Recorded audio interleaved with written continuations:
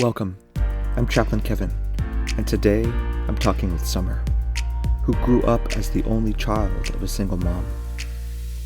On her journey to live her authentic self, she set out to find her people and discovered the true meaning of belonging. This is Coping.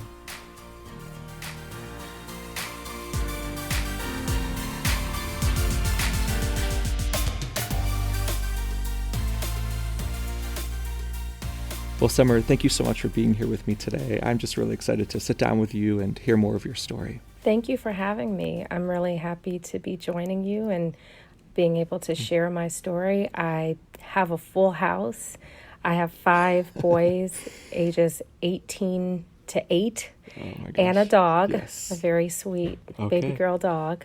And my husband is home. So we have a full house here, and I'm happy to have this opportunity to join you. Well, it's always nice to have a full house, isn't it? Yes, and you may hear some of them in the background. No worries. Certainly part of your story, I imagine. Well, as I read some of your story, one of the main themes that came up for me was this idea of belonging.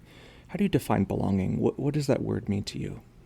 When I hear the word belonging, I think of being able to be accepted because we're able to be our authentic selves, not having to conform to any other person's or society's expectations for who we are, being worthy and knowing that we're worthy of being loved and accepted and cared for just by being who we are. It's that freedom to be our authentic self. Right.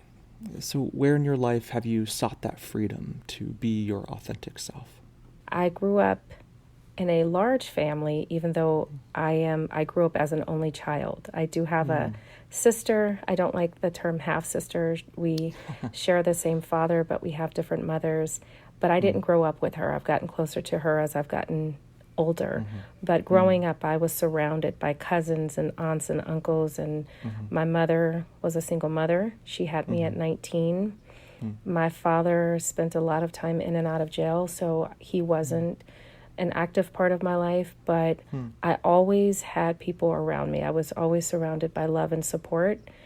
And when I would go to school, I did find where I belonged. In elementary school, I immediately found some of my best friends who I still keep in contact with today. So I had a village. My grandmother, my aunts and uncles and cousins were that village for me. Yeah.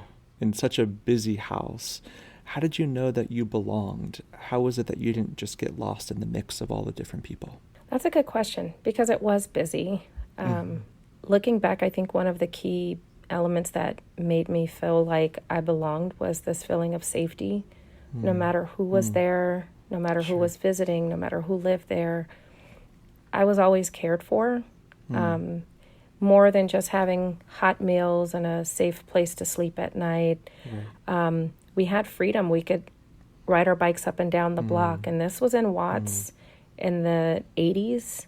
And I felt safe because my family was always looking out for me. I never felt like I was being left behind or forgotten because of all of the kids. My grandmother and aunts and uncles and grandfather played a big part in making sure that all of us kids were cared for. And I don't know how they did it, but I always felt safe. And I think that's a big part of knowing that I belonged. Yeah. Back to your definition of finding that balance between giving you the freedom to be your authentic self, but also including you in the life of the house, the life of the family. Absolutely. Yeah. And at school, how did you find that belonging there? What was it about school that you knew that you belonged there too? My friends and I, we would spend a lot of time at school, but we would also invite each other to have sleepovers, typical for, elementary school, preteen girls. And whenever they would come to my house, my mother would make sure that we had all the snacks and all of the games, and it was so much fun. And when I would go to their house, it was the same. Their families would care for me and make me feel welcome. One of the things that stood out, though, that was, I think, the point where I started to notice what it looked like to have a 2-parent household with a mother and a father who were present. And although my friends' families always welcomed me, They never made me feel any different because of my home environment being different from theirs. Sure. I noticed it. And I think that's the first time in my life when I really started to become more and more aware of my father's absence. Sure. And in a lot of ways, I don't think I spent too much time thinking about it, though. I noticed it, but I would move on. Yeah, it sounds like you didn't feel you were lacking, but it was the first time that you began to wonder. Yes. I didn't have any contact with my dad. The only thing I had was I had seen a picture that I took with my dad when I was about 2 years old, and it was around the time that he was in jail, and my mother shared that picture with me because she did want me to know what he looked like, and she never spoke badly about him. She just didn't have a lot of information to give me. The only connection I really had was it was just that photograph. So it was around the beginning of entering middle school that I was learning about myself and looking forward to this next adventure in my life. And because my family would always gather at my grandmother's house on Sundays. Like I said, it was the hub. We were there one Sunday afternoon after church, and there was a knock on the door, and it was my father. And it's the first memory I have of meeting him and talking to him. And my mother wasn't expecting him either. Right. And when he arrived, I remember, I can see it in my head, sitting on my grandmother's porch with my mother, listening to him tell us about how much he wanted to develop a relationship and change his life and be better and do better and be active in my life. Yeah. How was that for you? It was bittersweet. I had mixed feelings about it, and my mother made sure to keep my focus on what I had and not what I didn't have. What I had was a family that cared for me and friends who loved me, and I was where I belonged. And so when he appeared out of nowhere, it seems, I wanted to believe that he was going to stay around. And I think at that stage of my life, I was hoping that this would be an opportunity for us to build a relationship. But because of what my mother had taught me and because of how she had allowed me to just focus on the support and love that I was surrounded by, I didn't get too excited about it. Gosh, as a child, to learn how to have realistic expectations of a parent, how did your mom teach you that? How did you learn that at such a young age? One thing I can always hear my mother saying, and she says it even now, is to remember who people are when they show you who they are. And she would always say, whether it was my friends that I was having a disagreement with, or family members, or with my father, she would just remind me, we can't pretend to be surprised when people show us who they are. And so because my father was consistently away and not making a consistent effort to be a part of my life, I applied what she had been teaching me. And so I was going to respond to his promises with that understanding. Right. Yeah, that's really good advice from your mom, to remember who people are. In what way is that advice connected to your understanding of belonging? It taught me that if I wanted to be my authentic self and be able to belong, and by having the freedom to just be me, I had to extend that to other people, including my father. I couldn't change him. That's one thing that I knew. No matter how many times he showed up and made promises and went away, I couldn't change my father. He was who he was.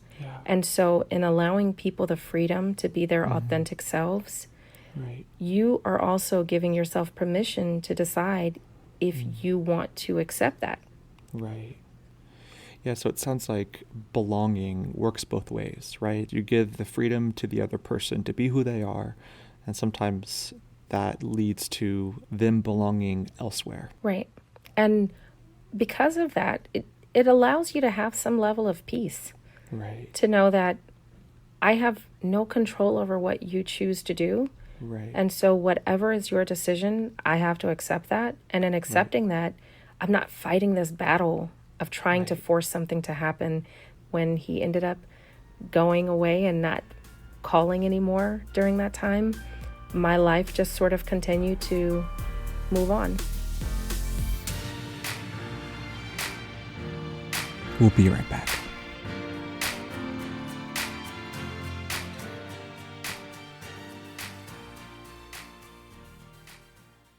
Today's episode is brought to you by Be Well Resources.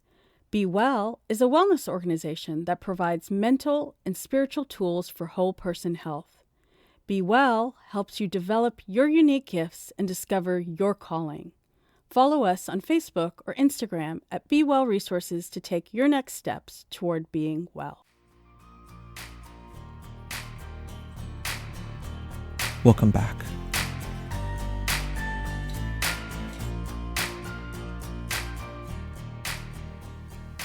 So you're learning these lessons about belonging at such a young age. Where did your journey take you next? If it was Sunday morning or Wednesday night for choir rehearsal, we were always in church. And my mother and I both sang in the choirs. We helped with Sunday school. And it was always a part of my life. I cannot think of my life without my church family. It was another safe space. We were allowed to be ourselves. We had fun. And all of my church family really knew that my mother was a single mother. I know it now, but I don't think I knew it then. They stepped up to help however they could. They showed up for us. You brought with you this strong sense of belonging. Yeah, I had this power behind me from all of these people who had made me feel like I belonged, who had loved me and cared for me in spite of my faults, my shortcomings, my downfalls. And within the first week of school, really on the first day, I found two of my best friends who I still talk to. I am still close to those two best friends, and several others that I met within that first semester of school. I am still close to those people. Those became my people, and they are still my people. And again, that common thread of just being able to be myself. I was actively involved at Beverly. I started the Black Students Union. I was in student government. I was in an organization called the WISH Project. It stands for World in Search of Harmony. It was coordinated by our school psychologist, who saw the need for there to be an understanding of diversity, equity, and inclusion before those became the buzzwords of today. All of us converged in the WISH Project, teaching students about acceptance and belonging, allowing people to be themselves and feel safe enough to be themselves, because they're going to be loved and cared for with a sense of humanity. And that was where I learned a lot about the importance of not just knowing this for myself, but extending it to other people. I enjoyed Beverly for 3 years. In my senior year, I was excited about the next phase of my life. And around that same time, we got a phone call from my grandmother, my paternal grandmother, that my grandfather was not doing well. We knew that he had had emphysema and lung cancer. Both of my grandparents were smokers, and they had stopped, but the effects of the years of smoking had made my grandfather really, really sick. And when we got to my grandmother's house, that's when we found out my father was there. And the last time I had seen my father was on the porch, and the promises that were made then, and the things that he said he wanted to do to commit to being a better father. So when we got to my grandmother's house and I realized he was there, he asked if we could take a walk. And I'm 16 and a half now at this point. And so my mother trusted how she raised me. She asked me if I was okay with taking a walk with him. I said, yeah, I was fine. And so we went outside and took a short walk. And during that walk, my father asked me if I was disappointed in him. And I let him know that I wasn't disappointed because I just never had any expectations. I hadn't built up this false image of him in my head. And I think in all fairness, that's what he deserved as well. I think it would have been much harder if I had built up these images of him doing more and being consistent and coming to my middle school performances or being there for me when I was applying for college to help walk me through the process. If I had spent all those years hoping and wishing and being mad that he wasn't there, when he asked me that question, I think the answer might have been much harder for him to receive if I would have said, yes, I'm disappointed in you because you let me down. I knew that who he was not capable of giving me more than he did. So I didn't put that burden on him. It doesn't mean that it's okay. It doesn't mean that I was happy about that. It was just the reality of you can't expect from people more than they're capable of giving. And because of that, I wasn't disappointed. So how did you conclude that conversation with him? How did you leave it with him? He also, in that conversation, he asked if he could attend my graduation. And I told him I'd be happy if he was there. Sure. I knew my grandmother was planning to come. I knew my grandfather probably would not make it, not just not make it to the graduation, but he may not survive to that point. And my mother and other family members who have always been there for me were going to be at the graduation. So it would not have been a disruption if my father had been there or if he had not. So I left it up to him. I told him I would be more than happy to have you there. You're welcome. It's on the lawn of the school, so almost anyone can come. You don't really need a special invitation. And he did not show up. Wow. So I was not really surprised. But I was a little bit sad. For that one event, I think there was a slight expectation that since he had asked and I said yes, and it was not too far in the future, that he might have been there. But this focus on what I had versus what I didn't have, it really outweighed the disappointment. My father's mother was there. My mother was there. Aunts were there. Friends were there. It was a great day. Those were your people. Those were my people. It would have been a little sweeter if he had been there, but it was still a great day because my people were there and we celebrated. So you graduate high school and you are now even more free than you've been before, free to now live your life as an emerging adult. Where did your journey take you next? After high school, I enrolled in Loyola Marymount University. So to save money, I stayed home with my mother. We shared a car. I would drop her off at work and I would go to class. But we knew right away within the first month of school that we would need to have another income because it was incredibly expensive, not just the tuition, but the books and the commute and all of that. And so I got a job working at UCLA. That's where my mother had been. She was a financial counselor. And I really enjoyed working at UCLA, and I ended up staying there for about 10 years. And in 2000, I met my now husband. We were introduced by his parents. My mother and I had joined a new church, and his parents were singing in the choir. His dad is a deacon there, and they came to a mutual friend and said, we want our son to meet Summer. And London came to meet me, and 3 months later, he proposed. Oh, wow. It happened really quickly, but when you know, talking about belonging and being your authentic self and finding your person, I found all of that in my now husband. You have a good sense of self already. You know when you know. Absolutely, and that is key to finding a partner and being able to feel like you belong. You have to know yourself. And the latter part of the year 2000, I was at work one evening at UCLA. I worked at the front desk in the main hospital, And this gentleman walks up to the front desk and says hello to me, and I said hi back. And he said, "You don't know who I am?" And I said, "No, I don't." He said, "I'm Tony. I'm your father." Wow. And so the last conversation I had with him was in That walk. 1995, right before I graduated high school, and I was a teenager, and I was about to enter the real world and start college. And now, fast forward to the 5 years later, to the year 2000, I'm a young woman working a job and about to get Engaged. married. Yeah. And here my father is again, unannounced, unexpected.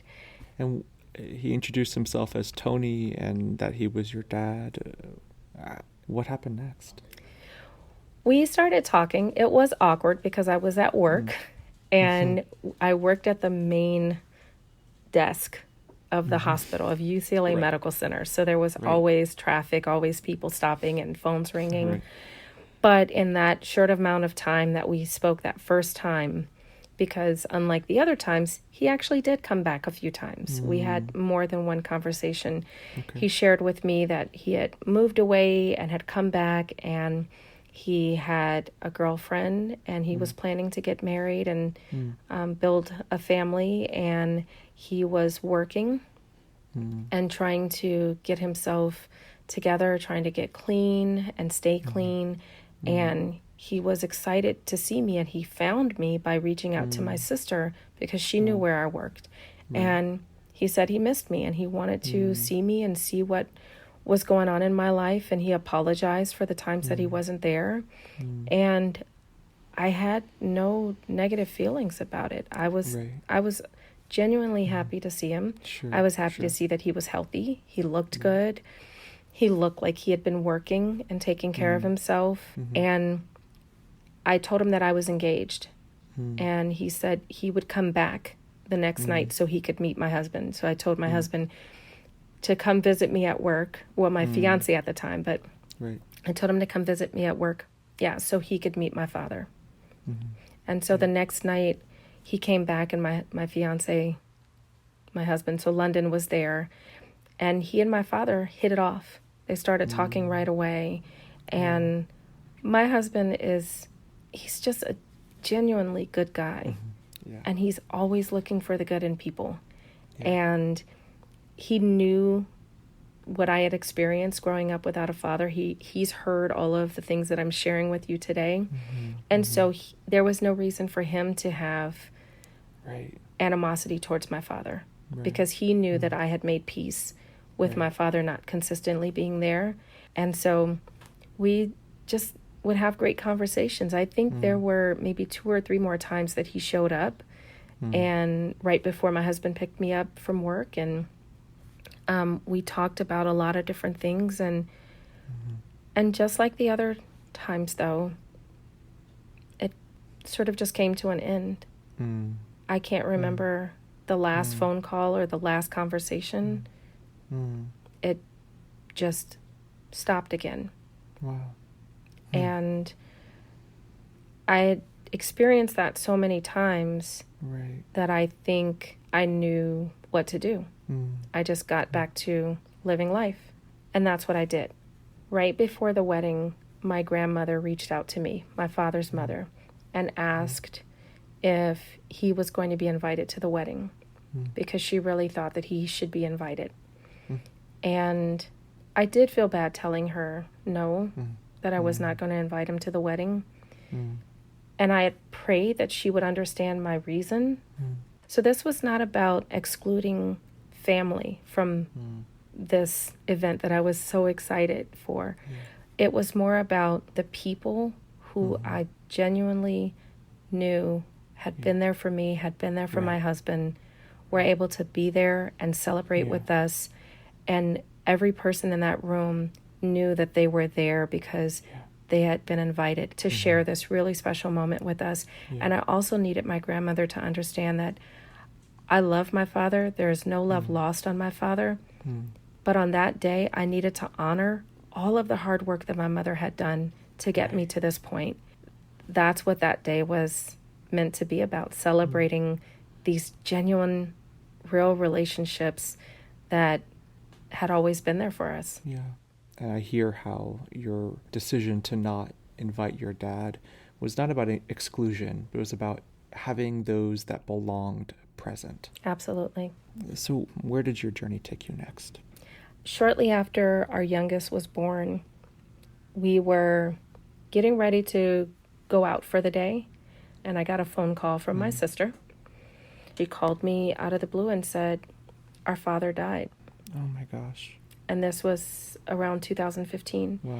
There are those moments that I can picture in my head, like sitting on the porch Wow. talking to him. I can feel the sun on my face when I was that first conversation I had with him. And I can remember today, I was sitting on the ottoman tying my tennis shoes when I got the phone call. Wow. And I sat up and said, "Oh, how are you feeling?" Because that was really my only concern. Right. I knew she was closer to him. Yeah. And I wanted to know how she was feeling. And she was sad and in shock and processing her feelings. And she asked me how I was doing, and I said, I'm okay. Thank you for letting me know. I didn't know what else to say. And I told her to call me if she needed anything, any help with the arrangements, or she just needed to talk. But I said, okay, but thank you for letting me know. And we hung up, and then I walked to the back to my room where my husband was, and I said, "My father just died." And he said, "Oh my gosh, I'm so sorry. Are you okay? How do you feel?" And I said, "I don't really feel anything. I don't know how to feel. I don't really know him. I've only met him a few times, and right now, I don't know, if it's a bad thing, but I just don't feel anything." And he said, "Well, it's okay. You just feel what you feel."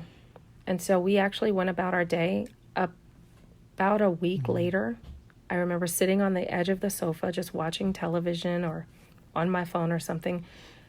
And out of the blue, I just broke down and bawled my eyes out. Yeah. And I think it was because all of these feelings that I didn't know I had suddenly came to the surface. And they caught me off guard because up to that point, I had almost prided myself on not really being overly emotional or concerned about whether or not my father was going to be around. Right. And it really wasn't actually the sadness from what he had or had not done in his life. The sadness came from the fact that this was so final. Right. Because I had always left that part of my heart open for him to be able to have a relationship with me. The fact that he had passed away made that impossible. Yeah. There was a finality to his passing. Exactly. Yeah. And after that day, I know I went through the range of emotions. Right. I went through all of the phases of grieving, including the anger. Right.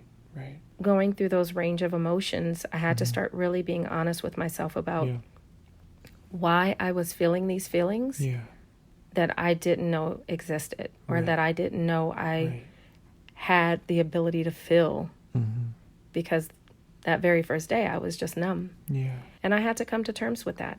Right. So Summer, as you think about your life and your definition of belonging, what advice do you have others who are struggling with belonging, who desire to belong? What advice do you have for them? One of the first things I had to learn to do, and the passing of my father actually helped with this, I knew I had to figure out who I was. And not necessarily even the lofty understanding of like who I am as a person forevermore, but just who I am today. What am I feeling today? Why do I feel these feelings today? What experiences yesterday and in days past have led up to this point where I feel these things? And another thing that I would say is share your needs with others. It's important to be your own advocate, to teach people how to care for you, to teach people how to show up for you. And it's not through a step-by-step list of instructions that you give to your friends and family. It's in how you show up for them. Model for your family members, for your friends, for the people around you. Model for them how you want them to show up for you. And my third piece of advice would be to find your people.